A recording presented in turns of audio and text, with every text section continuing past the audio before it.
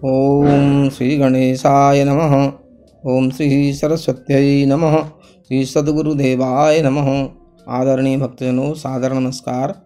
कल हमने आप लोगों को गरुड़ महापुराण के आचार कांड में 98वें अध्याय में दान धर्म की महिमा के बारे में आपको श्रवण करवाया था। आज हम आप लोगों को 99वें अध्याय में गरुड़ महापुराण के आचार कांड में 99वें अध्याय में श्राद्ध के अवसर तथा अधिकारी, किस अवसर पर श्राद्ध करना चाहिए, कौन श्राद्ध का अधिकारी है और श्राद्ध की संक्षिप्त विधि, किस प्रकार से श्राद्ध करना चाहिए, उसकी संक्षिप्त विधि और महिमा, श्राद्ध करने की क्या महिमा है और श्राद्ध करने का क्या फल है, इसके बारे में आपको श्रवण करवाएंगे। इसे आप ध्यानपूर्वक सुनिए और उसी प्रकार से अपने पितरों का श्राद्ध वगैरह किया जाए।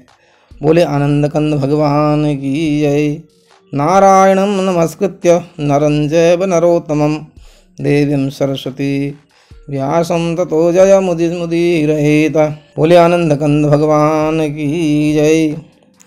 इसी क्रम में आगे याज्ञवल्क्य जी कहते हैं, हे ऋषिगणों, अब मैं सर्व पाप विनाशिनी श्राद्ध विधि का वर्णन करता हूँ, जो सभी पापों को नष्ट करने वाली है। ऐसी श्राद्ध की विधि का वर्णन करता हूँ।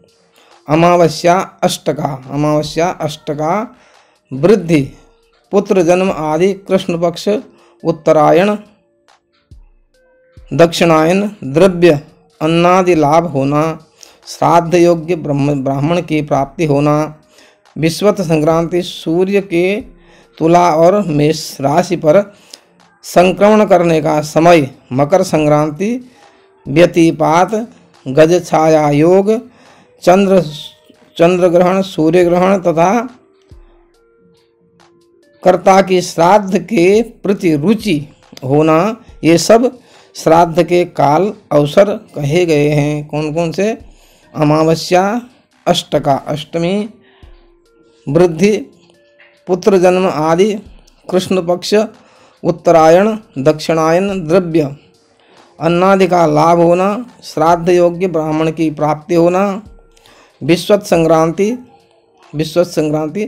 वैशाख के महीने की संक्रांति जो होती है, सूर्य के तुला और मेष राशि पर संक्रमण करने का समय, मकर संक्रांति पर व्यतिपात, गज छाया योग, चंद्र सूर्य ग्रहण तथा कर्ता की, जो श्राद्ध करता है उसकी भी अभिरुचि होना जरूरी है। ये तो अवसर है श्राद्ध के और उसकी अभिरुचि होना जरूरी है।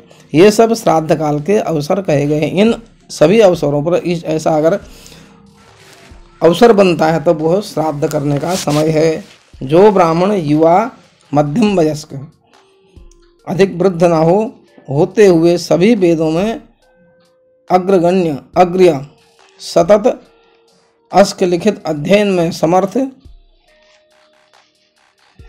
श्रोत्रिय, वेदों के बारे में जानने वाला, ब्रह्मविद, मंत्र ब्राह्मणात्मक, वेद के तात्पर्य के वेता, ज्येष्ठ साम नामक साम विशेष के अध्ययन के लिए विहित व्रत के आचरण के साथ ज्येष्ठ साम के अध्येता, त्रिमधु नाम के ऋग्वेद के एक देश के अध्ययन के लिए विहित व्रत आचरण के साथ त्रिमधु के अध्येता तथा ऋक और यजु के एक देश त्रिसुपर्ण के अध्ययन के लिए विहित व्रत के आचरण के साथ त्रिसुपर्ण के अध्येता ब्राह्मण हैं।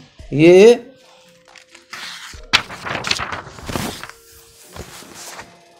श्राद्ध की संपत्ति माने जाते हैं, अर्थात इन्हें भोजन कराने या दान देने से अक्षय फल की प्राप्ति होती है।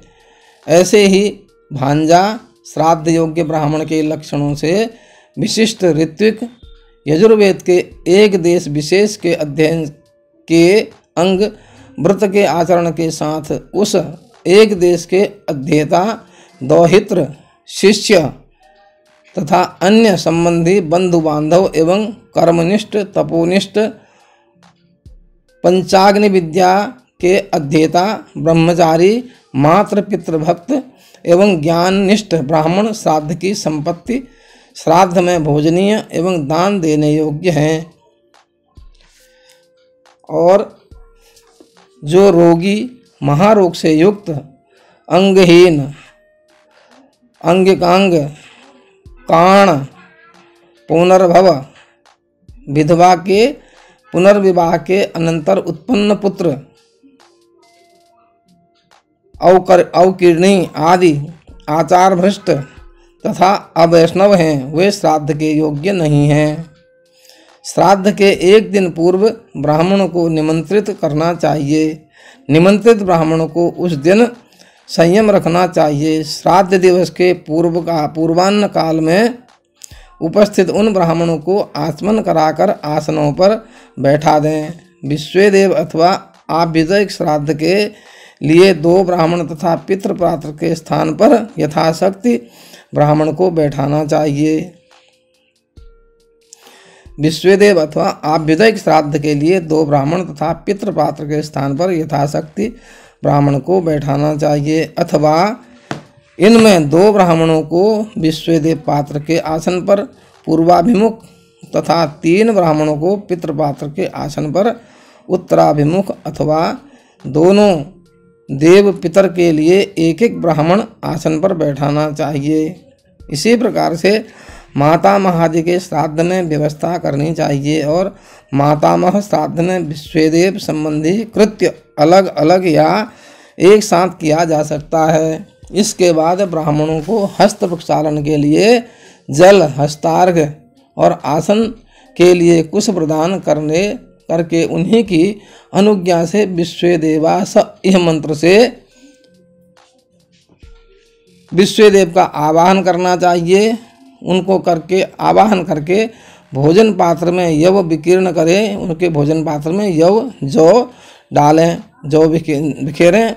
उसके बाद में पवित्र युक्त अर्घ पात्र में सन्नो देवी रविष्टय आपो भवन्तु प्रीतये सन्नो रविस्रुवन्तनो, इस मंत्र से उसमें जल तथा यवोसी, इस मंत्र से यव डालें तथा दिव्या मंत्र के से ब्राह्मण के हाथ में अर्घोदक प्रदान कर गंध, चंदन, दीपक, माला, हार आदि आभूषण तथा वस्त्र दान करें।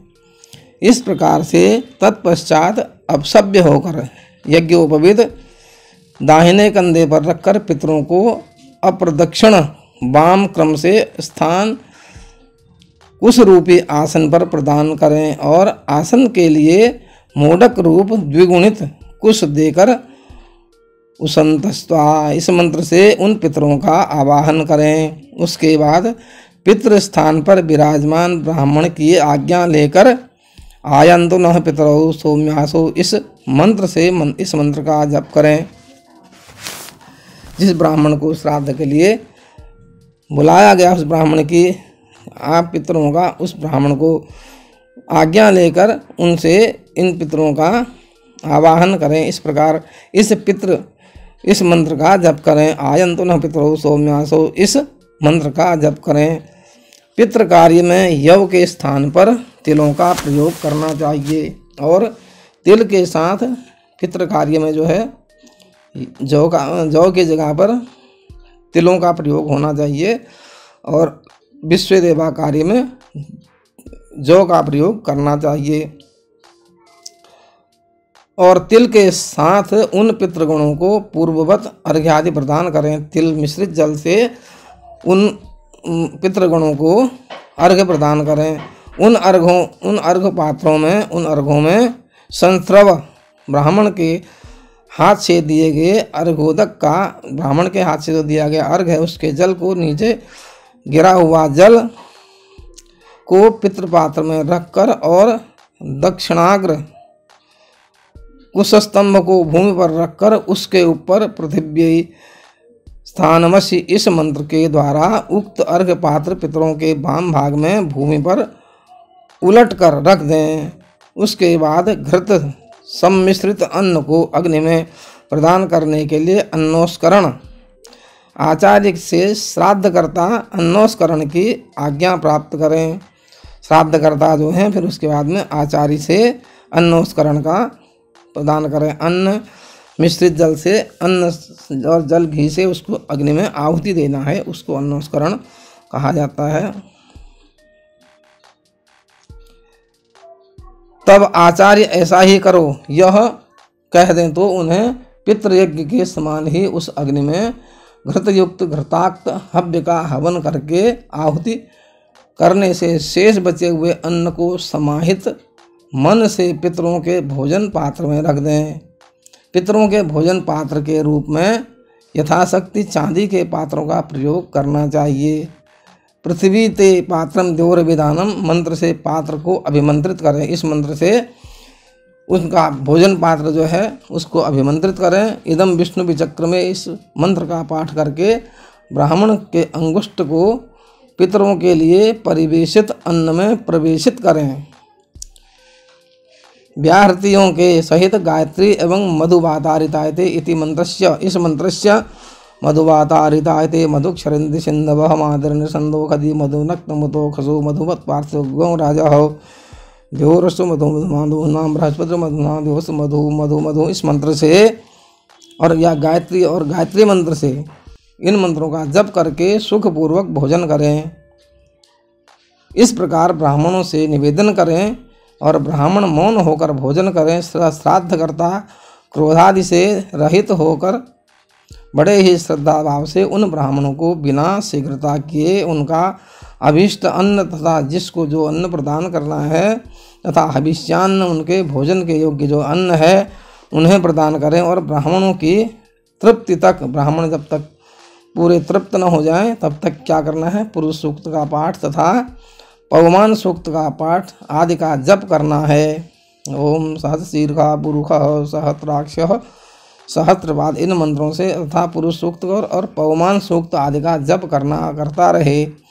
उसके बाद में पुनः पहले के समान मधुवातारितायते इस मंत्र का पाठ करें और शेषान्न को लेकर उन संतृप्त ब्राह्मणों के द्वारा हम तृप्त हो गए हैं इस प्रकार कहने पर उन ब्राह्मण बोले हम तृप्त हो गए हैं, उन ब्राह्मणों की अनुज्ञा से उनकी आज्ञा लेकर श्राद्धकर्ता दक्षिणाभिमुख होकर तिल सहित उस शेषान्न को ब्राह्मणों के उच्छिष्ट पात्र के समीप में ही भूमि पर जल के साथ रख दे और प्रत्येक ब्राह्मण को मुख प्रक्षालन के लिए अलग अलग जल प्रदान करे।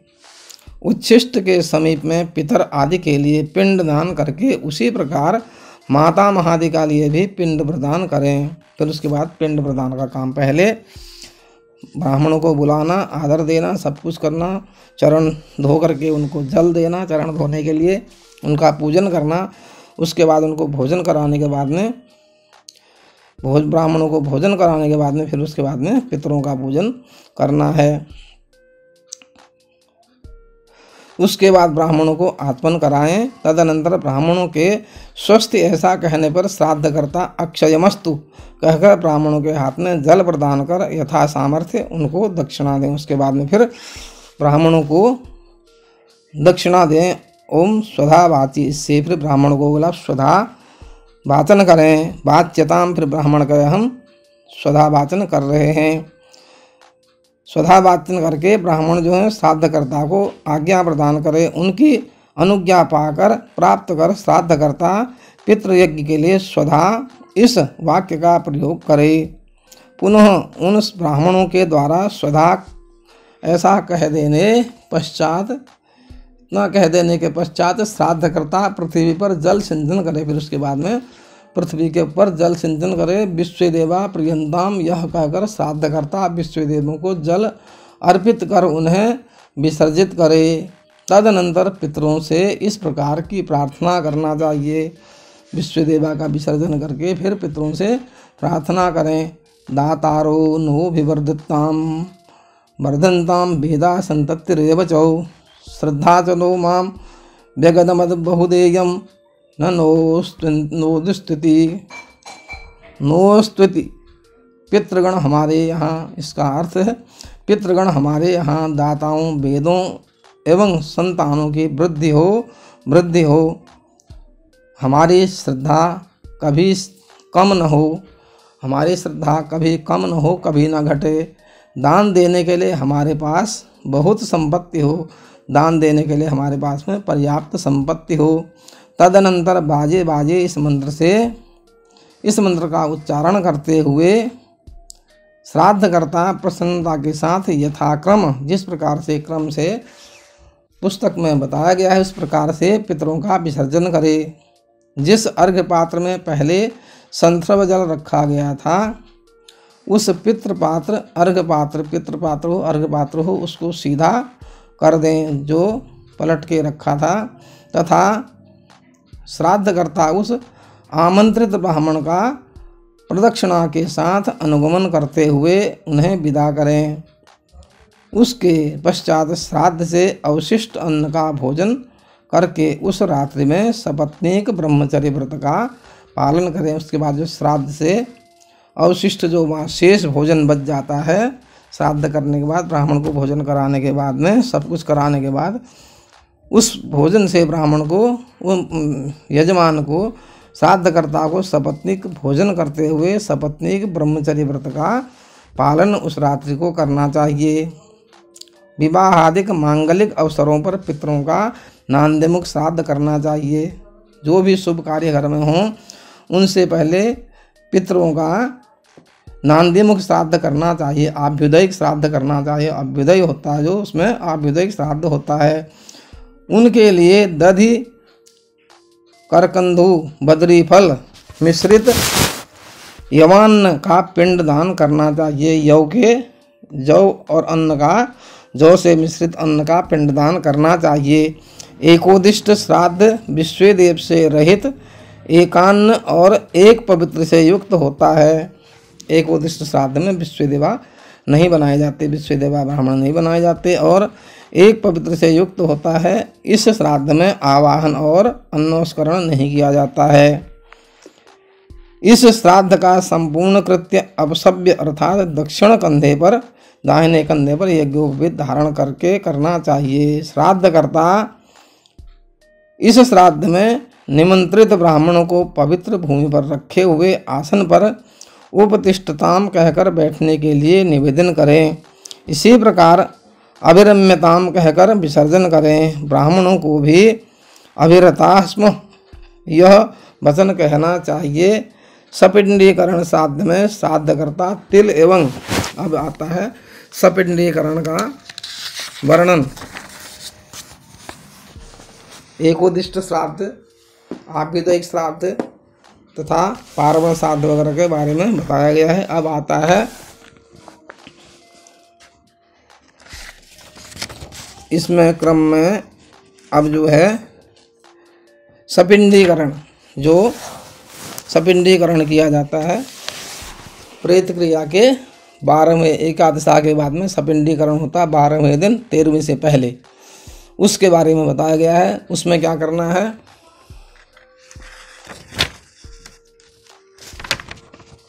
सपिंडीकरण श्राद्ध में श्राद्धकर्ता तिल एवं गंध मिश्रित, तिल और चंदन से मिश्रित जल से 4 पात्रों में परिपूर्ण करे। 4 पात्रों में जल भरना चाहिए।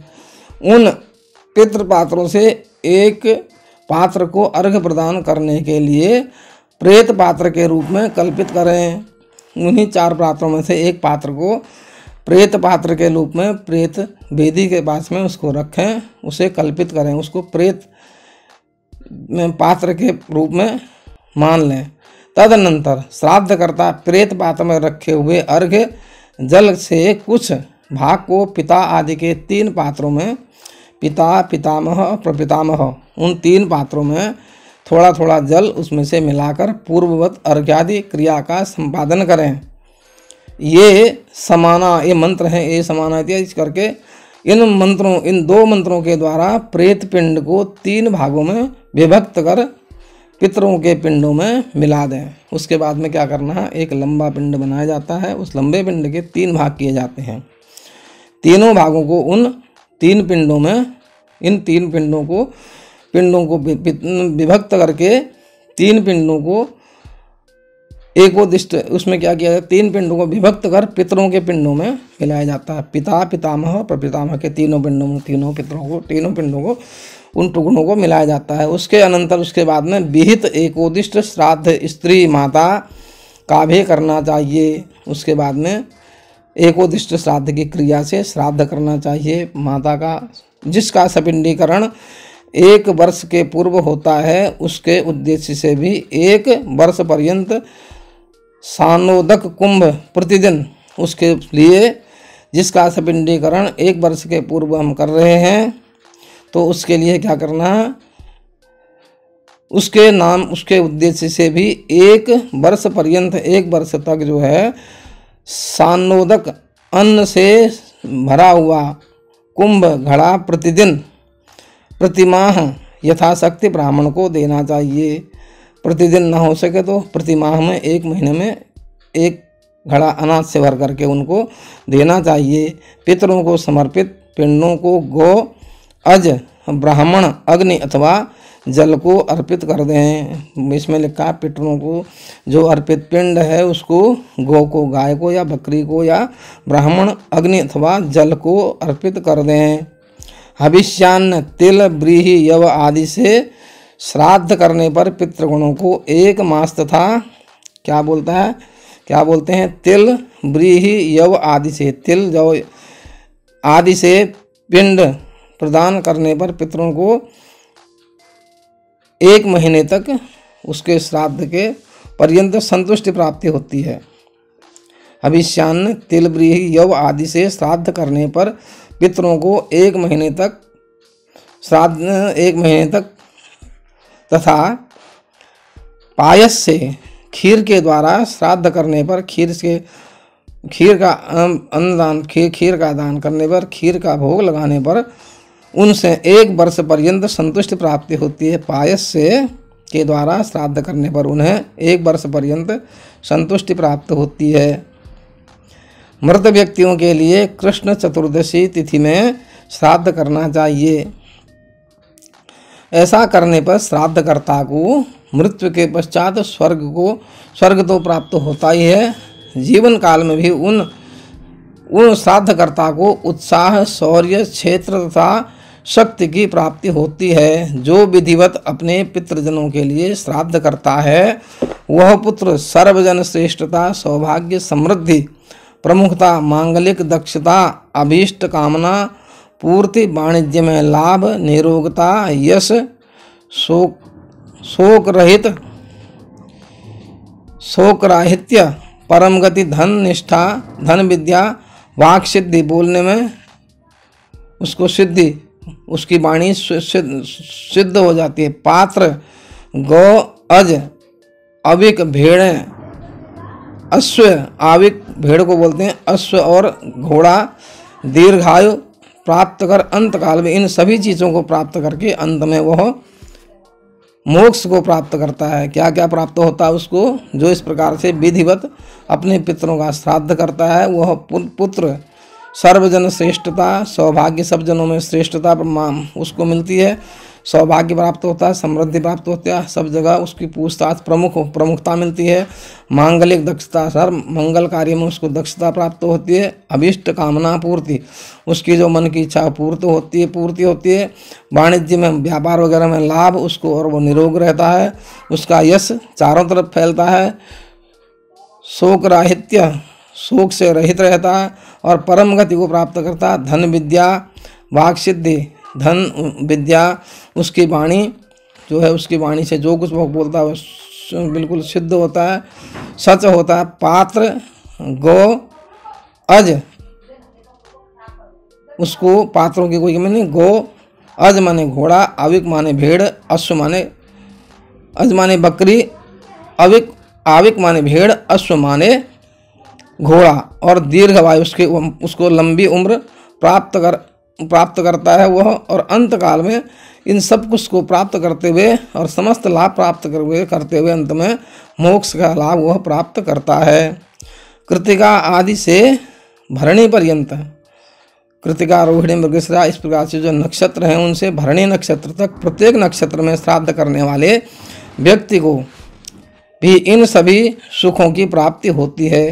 सुंदर सुंदर वस्त्र तथा भवन आदि सुख साधन स्वयं ही श्राद्धकर्ता को सुलभ होते हैं, अर्थात इस प्रकार का श्राद्धकर्ता भोजन, वस्त्र तथा भवन आदि से परिपूर्ण रहता है।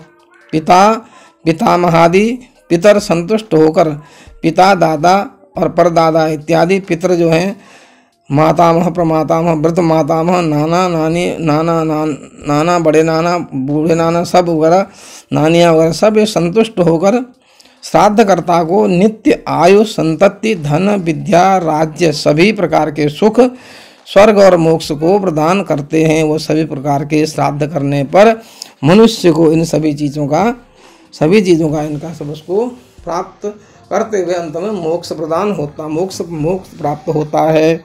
बोले आनंद कंद भगवान की जय। इस प्रकार इस